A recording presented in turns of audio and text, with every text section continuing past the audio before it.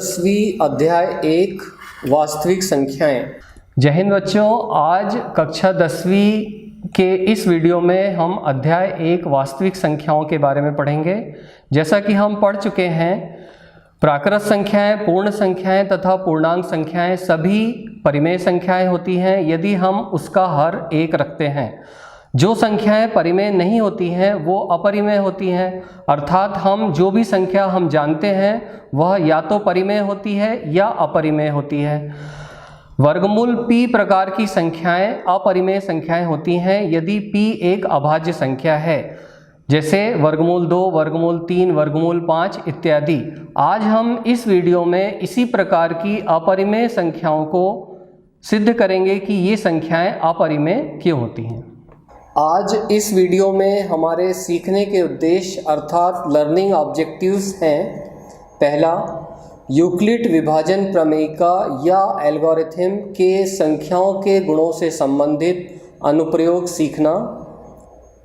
2, अंकगणित की आधारभूत प्रमेय अर्थात फंडामेंटल थ्योरम ऑफ अर्थमेटिक्स समझना। 3, अभाज्य गुणनखंड विधि से दो धनात्मक पूर्णांकों के महत्तम समापवर्तक और लघुत्तम समापवर्तक ज्ञात करना। पिछले वीडियो में हमने पढ़ा है कि प्रमेयिका एक सिद्ध किया हुआ कथन होता है और इसे एक अन्य कथन को सिद्ध करने में प्रयोग किया जाता है। यूक्लिड विभाजन प्रमेयिका में हमने पढ़ा था कि यदि हम दो धनात्मक पूर्णांक a तथा b लेते हैं तथा भागफल q तथा शेषफल r है तो यह संबंध निम्नानुसार होता है। a बराबर bq धन r, जहाँ r का मान 0 से बड़ा अथवा बराबर तथा b से छोटा होता है। इस परिणाम को हम यूक्लिड विभाजन प्रमेयिका कहते हैं। सामान्य विभाजन प्रक्रिया में हम जानते हैं कि भाज्य, भाजक, भागफल तथा शेषफल में निम्न संबंध होता है। भाज्य बराबर भाजक गुणित भागफल धन शेषफल। यूक्लिड विभाजन एल्गोरिथम अर्थात लंबी विभाजन प्रक्रिया यूक्लिड विभाजन प्रमेयिका पर आधारित एक प्रक्रिया होती है। हम जानते हैं एल्गोरिथम सुपरिभाषित चरणों की एक श्रृंखला होती है जो एक विशेष प्रकार की समस्या को हल करने की विधि प्रदान करती है। यूक्लिड विभाजन प्रमेयिका या एल्गोरिथम के संख्याओं के गुणों से संबंधित अनुप्रयोग सीखना। आइए इसे एक उदाहरण की सहायता से समझते हैं। उदाहरण, दर्शाइए कि प्रत्येक धनात्मक समपूर्णांक 2q के रूप का होता है तथा प्रत्येक धनात्मक विषम पूर्णांक 2q धन 1 के रूप का होता है, जहां q कोई पूर्णांक है। आइए इसका हल देखें। मान लीजिए कि a कोई धनात्मक पूर्णांक है तथा b बराबर 2 है। तब यूक्लिड विभाजन एल्गोरिथम के प्रयोग से किसी पूर्णांक q के लिए a बराबर 2q धन r होगा, जहां r का मान 0 या 1 होगा, क्योंकि r का मान 0 से बड़ा अथवा बराबर तथा 2 से छोटा होगा। इसलिए हम लिख सकते हैं a बराबर 2q या a बराबर 2q धन 1। यदि a बराबर 2q 1 है तो यह एक सम पूर्णांक होगा। साथ ही एक धनात्मक पूर्णांक या तो सम हो सकता है या विषम, इसलिए कोई भी धनात्मक विषम पूर्णांक 2q धन 1 के रूप का होगा। आइए इसका अभ्यास करें। प्रश्न है, दर्शाइए कि एक धनात्मक विषम पूर्णांक 4q धन 1 या 4q धन 3 के रूप का होता है, जहां q एक पूर्णांक है। हल, यदि हम एक धनात्मक विषम पूर्णांक a लेते हैं तथा b बराबर 4 लेकर हम विभाजन एल्गोरिथम का प्रयोग करते हैं तो चूंकि r का मान 4 से छोटा होगा, इसलिए संभावित शेषफल 0, 1, 2 और 3 होंगे। अर्थात संख्या a 4q 4q-1, 4q-2 या 4q-3 के रूप की हो सकती है, जहाँ q भागफल है। चूँकि a एक विषम पूर्णांक है, इसलिए यह 4q और 4q-2 के रूप का नहीं हो सकता, क्योंकि दोनों 2 से विभाज्य हैं। इसलिए हम कह सकते हैं कोई भी धनात्मक विषम पूर्णांक 4q-1 या 4q-3 के रूप का होगा। एक अन्य प्रश्न देखिए, दर्शाइए कि कोई भी धनात्मक विषम पूर्णांक 6q-1 या 6q-3 या 6q-5 के रूप का होता है, जहां q कोई पूर्णांक है। हमें दर्शाना है कि a बराबर 6q-1, 6q-3 या 6q-5 है। माना कि a कोई धनात्मक विषम पूर्णांक है तथा b बराबर 6 है। जब हम 6 को a से विभाजित करते हैं तो शेषफल क्रमशः 0, 1, 2, 3, 4 और 5 हमें प्राप्त होता है, क्योंकि r का मान b से छोटा होता है तथा 0 से बड़ा या बराबर होता है। चूँकि यहाँ a एक विषम संख्या है, इसलिए शेषफल भी विषम संख्या होगी। अतः शेषफल होगा 1 या 3 या 5।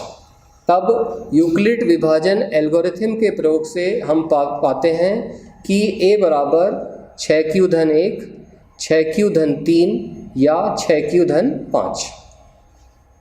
एक अन्य अभ्यास प्रश्न देखिए। प्रश्न है, एक मिठाई विक्रेता के पास 420 काजू की बर्फियां और 130 बादाम की बर्फियां हैं।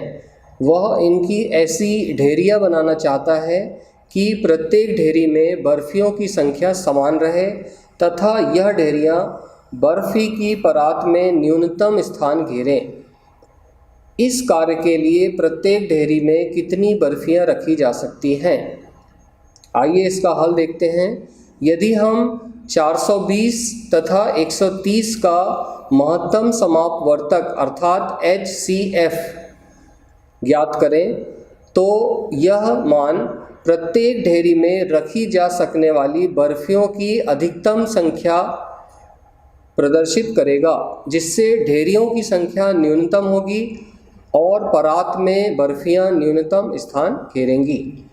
तो अब हम यूक्लिड एल्गोरिथम का प्रयोग करके 420 और 130 का महत्तम समापवर्तक अर्थात HCF ज्ञात करते हैं।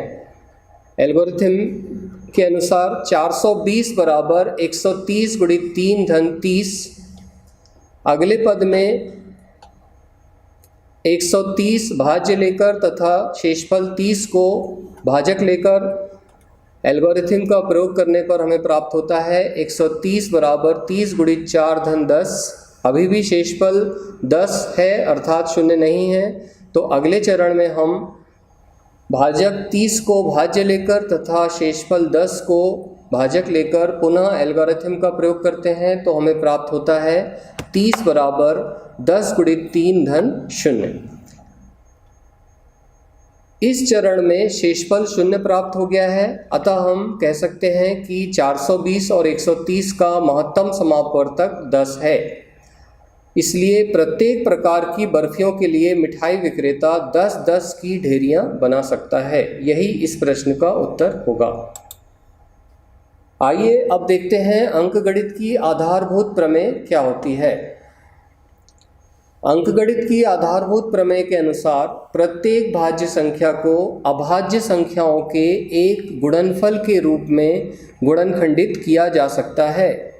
उदाहरण के लिए 4 को हम 2 गुणित 2 लिख सकते हैं। इसी प्रकार 253 को हम 11 गुणित 23 अर्थात अभाज्य संख्याओं के गुणनफल के रूप में लिख सकते हैं। 1771 को हम अभाज्य संख्याओं 7 गुणित 11 गुणित 23 के गुणनफल के रूप में लिख सकते हैं। यही अंकगणित की आधारभूत प्रमेय है। आइए इसे एक उदाहरण से देखें। उदाहरण, संख्याओं 4 की घात n की घात पर विचार कीजिए, जहां n एक प्राकृत संख्या है। जांच कीजिए कि क्या n का कोई ऐसा मान है जिसके लिए 4 की घात n अंक 0 पर समाप्त होता है। आइए इसका हल देखें।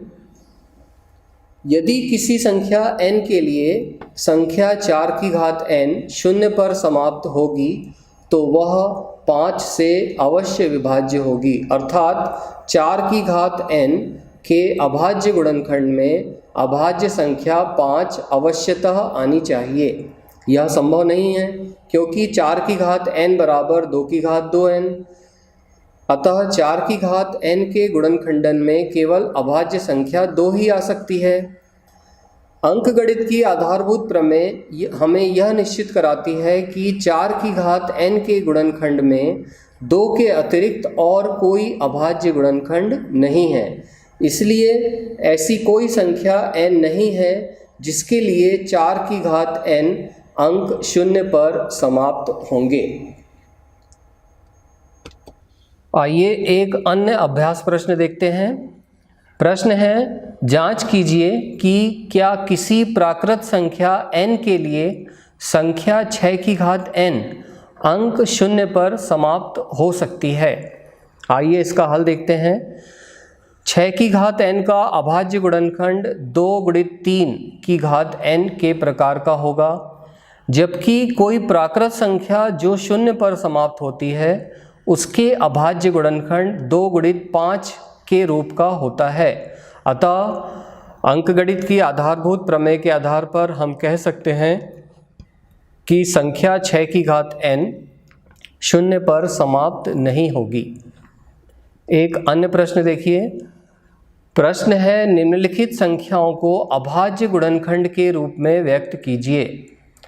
संख्या दी है 140। 140 के अभाज्य गुणनखंड निकालने के लिए हम इसे 7 से विभाजित करते हैं, उसके बाद 5 से और उसके बाद 2 से। अतः हमें 140 के अभाज्य गुणनखंड प्राप्त होते हैं 2 की घात 2 गुणित 5 गुणित 7। यह इस संख्या भाज्य संख्या 140 के अभाज्य गुणनखंड हैं। अभाज्य गुणनखंड विधि से दो धनात्मक पूर्णांकों के महत्तम समापवर्तक अर्थात HCF और लघुत्तम समापवर्तक अर्थात LCM ज्ञात करना। अंकगणित की आधारभूत प्रमेय का प्रयोग करके हम दो धनात्मक पूर्णांकों के महत्तम समापवर्तक और लघुत्तम समापवर्तक ज्ञात कर सकते हैं। इस विधि को अभाज्य गुणनखंडन विधि अर्थात प्राइम फैक्टराइजेशन मेथड कहते हैं। एक उदाहरण की सहायता से इस विधि को समझते हैं। उदाहरण, संख्याओं 6 और 20 के अभाज्य गुणनखंड विधि से HCF और LCM ज्ञात कीजिए। आइए इसका हल देखें। संख्याओं 6 और 20 के अभाज्य गुणनखंड निम्नानुसार होंगे। हम लिख सकते हैं 6 बराबर 2 गुणित 3 तथा 20 बराबर 2 गुणित 2 गुणित 5। हम जानते हैं कि संख्याओं 6 और 20 का HCF अर्थात महत्तम समापवर्तक संख्याओं में प्रत्येक उभयनिष्ठ अभाज्य गुणनखंड की सबसे छोटी घात का गुणनफल होता है। इसी प्रकार संख्याओं 6 और 20 का लघुत्तम समापवर्तक इन संख्याओं में संबद्ध प्रत्येक अभाज्य गुणनखंड की सबसे बड़ी घात का गुणनफल होता है। अतः हम कह सकते हैं संख्याओं 6 और 20 का महत्तम समापवर्तक 2 की घात 1 होगा तथा लघुत्तम समापवर्तक 2 की घात 2 गुणित 3 की घात 1 गुणित 5 होगा। अंकगणित की आधारभूत प्रमेय का प्रयोग करके हमें प्राप्त होता है कि किन्हीं दो धनात्मक पूर्णांकों a और b के लिए a और b का महत्तम समापवर्तक गुणित a और b का लघुत्तम समापवर्तक बराबर दोनों धनात्मक पूर्णांकों का गुणनफल होता है। आइए इसका अभ्यास कर लें। प्रश्न है, अभाज्य गुणनखंडन विधि द्वारा 96 और 404 का HCF अर्थात महत्तम समापवर्तक ज्ञात कीजिए और फिर इनका लघुत्तम समापवर्तक अर्थात LCM ज्ञात कीजिए। 96 और 404 के अभाज्य गुणनखंडन से हमें प्राप्त होता है 96 बराबर 2 की घात 5 गुणित 3, 404 बराबर 2 की घात 2 गुणित 101। इसलिए इन दोनों पूर्णांकों का HCF बराबर हो जाएगा 2 की घात 2 बराबर 4। अब सूत्र का प्रयोग करके हम LCM ज्ञात कर सकते हैं। तो 96 और 404 का LCM बराबर होगा 96 गुणित 404 अर्थात दोनों संख्याओं का गुणनफल बटे दोनों संख्याओं का महत्तम समापवर्तक। मान रखने पर हमें दोनों संख्याओं का लघुत्तम समापवर्तक 9696 प्राप्त होता है। अभाज्य गुणनखंडन विधि से तीन संख्याओं का HCF और LCM ज्ञात करना। उदाहरण देखिए, संख्या 6, 72 और 120 का अभाज्य गुणनखंडन विधि द्वारा HCF और LCM ज्ञात कीजिए। हमें प्राप्त है 6 बराबर 2 गुणित 3, 72 बराबर 2 की घात 3 गुणित 3 की घात 2 तथा 120 के अभाज्य गुणनखंड होंगे 2 की घात 3 गुणित 3 गुणित 5। इन गुणनखंडों में उभयनिष्ठ गुणनखंड की सबसे छोटी घात होगी 2 की घात 1 एवं 3 की घात 1। अतः संख्याओं 6, 72 और 120 का महत्तम समापवर्तक होगा 2 की घात 1 गुणित 3 की घात 1 बराबर 6। इसी प्रकार 2 की घात 3, 3 की घात 2 और 5 की घात 1 प्रत्येक अभाज्य गुणनखंड की सबसे बड़ी घातें हैं जो तीनों संख्याओं से संबद्ध हैं। अतः तीनों संख्याओं का लघुत्तम समापवर्तक बराबर होगा 2 की घात 3 गुणित 3 की घात 2 गुणित 5 बराबर 360। यहाँ यह ध्यान देने योग्य है कि तीनों संख्याओं का गुणनफल उनके महत्तम समापवर्तक और लघुत्तम समापवर्तक के गुणनफल के बराबर नहीं होता है। एक अन्य अभ्यास प्रश्न देखिए। प्रश्न है, पूर्णांकों के निम्नलिखित युग्मों के LCM और HCF ज्ञात कीजिए तथा इसकी जांच कीजिए कि दो संख्याओं का गुणनफल उनके LCM और HCF के गुणनफल के बराबर है। संख्याएं दी हैं 26 और 91। आइए इसका हल देखते हैं। 26 के गुणनखंड होंगे 2 गुणित 13। इसी प्रकार 91 के अभाज्य गुणनखंडन होंगे 7 गुणित 13। दोनों में उभयनिष्ठ गुणनखंड है 13। अतः 26 और 91 का HCF बराबर होगा 13। इसी प्रकार 26 और 91 का LCM हो जाएगा 2 गुणित 7 गुणित 13 अर्थात 182। आइए अब सूत्र की जांच कर लें। सूत्र है दो संख्याओं का गुणनफल बराबर LCM गुणित HCF। संख्याएं हैं 26 एवं 91। बाएं पक्ष में संख्याओं का गुणनफल अर्थात 26 गुणित 91, दाहिने पक्ष में LCM गुणित HCF अर्थात 13 गुणित 182। गुणनफल हमें दोनों पक्षों का समान प्राप्त होता है, अतः सूत्र की जांच हो जाती है। आइए बच्चों, आज इस प्रश्न की सहायता से समझने की कोशिश करते हैं कि भाज्य संख्याएं क्या होती हैं। प्रश्न दिया है, समझाइए कि 3 गुणित 5 गुणित 7 धन 7 एक भाज्य संख्या है। आइए इसका हल देखते हैं। पहले हम यह जान लेते हैं कि भाज्य संख्या क्या होती है। भाज्य संख्याएं वे संख्याएं होती हैं जिन्हें हम दो पूर्ण संख्याओं के गुणनफल के रूप में लिख सकें। तो यदि हम इस दी हुई संख्या को दो पूर्ण संख्याओं के गुणनफल के रूप में लिख पाते हैं तो यह सिद्ध हो जाएगा कि दी हुई संख्या एक भाज्य संख्या है। आइए इसका हल देखते हैं। दी हुई संख्या है 3 गुणित 5 गुणित 7 धन 7। हम देखते हैं कि दोनों पदों में 7 हमें उभयनिष्ठ संख्या प्राप्त होती है। 7 को उभयनिष्ठ लेने पर हमें प्राप्त होता है 3 गुणित 5 धन 1। अगली स्टेप में हमें प्राप्त होता है 3 गुणित 5 को हम लिख सकते हैं 15 धन 1। 7 गुणित 15 धन 1 अर्थात 16। इस प्रकार हम देखते हैं कि दी हुई संख्या को हम दो पूर्ण संख्याओं के गुणनफल के रूप में प्राप्त कर लेते हैं। अतः हम कह सकते हैं कि दी हुई संख्या एक भाज्य संख्या है, भाज्य संख्या की परिभाषा के अनुसार। आइए इस प्रश्न को समझने की कोशिश करते हैं। प्रश्न दिया है, सिद्ध कीजिए कि वर्गमूल 3 धन वर्गमूल 5 एक अपरिमेय संख्या है। आइए इसका हल देखते हैं। हम मान लेते हैं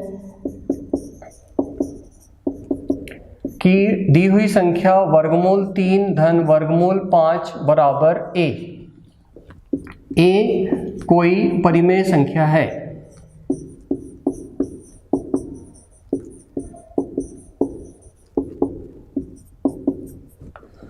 वर्गमूल 3 धन वर्गमूल 5 बराबर a। अब पक्षांतर करने पर हमें प्राप्त होगा वर्गमूल 3 बराबर a ऋण वर्गमूल 5।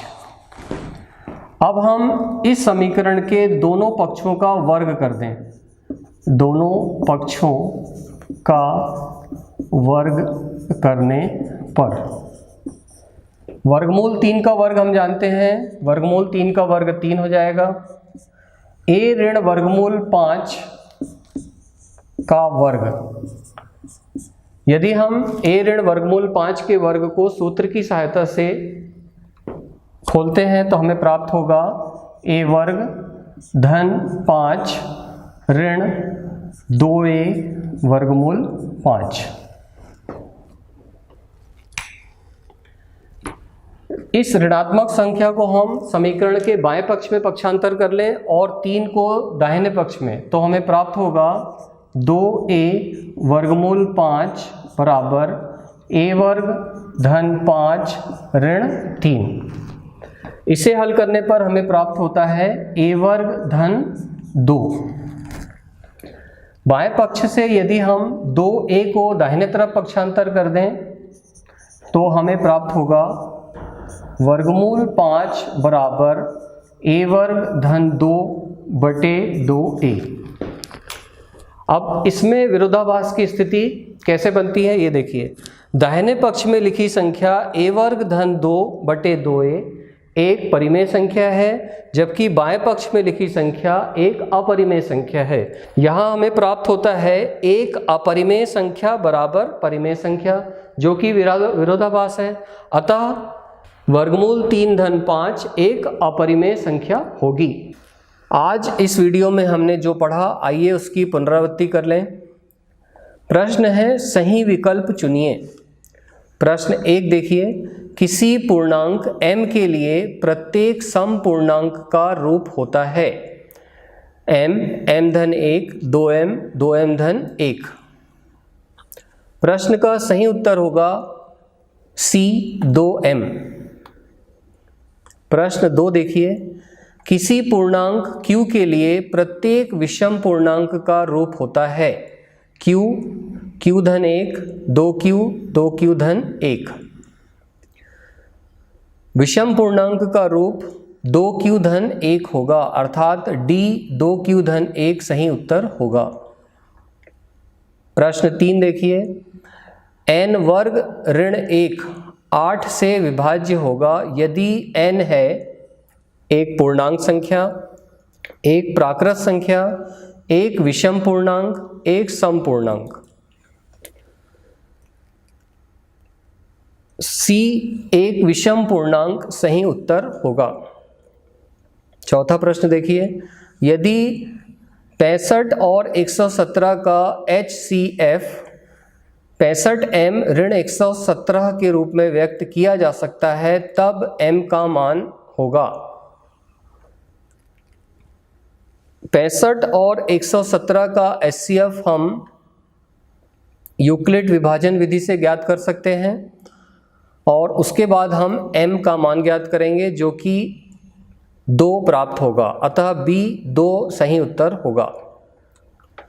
वह प्रश्न 5 देखिए, वह बड़ी से बड़ी संख्या जिससे 70 और 125 को विभाजित करने पर क्रमशः 5 एवं 8 शेषफल बचते हैं। सही उत्तर है A 13।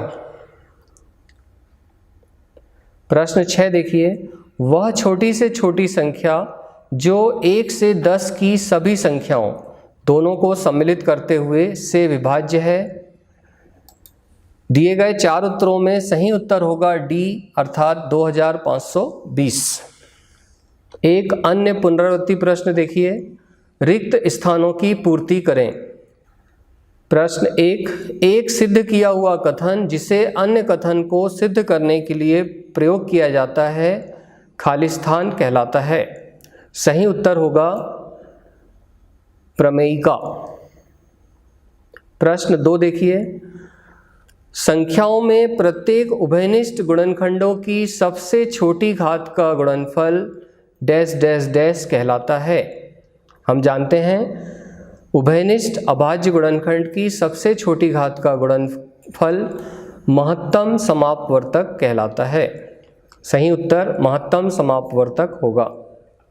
प्रश्न 3 देखिए, संख्याओं में संबद्ध प्रत्येक अभाज्य गुणनखंड की सबसे बड़ी घात का गुणनफल डैश डैश डैश कहलाता है।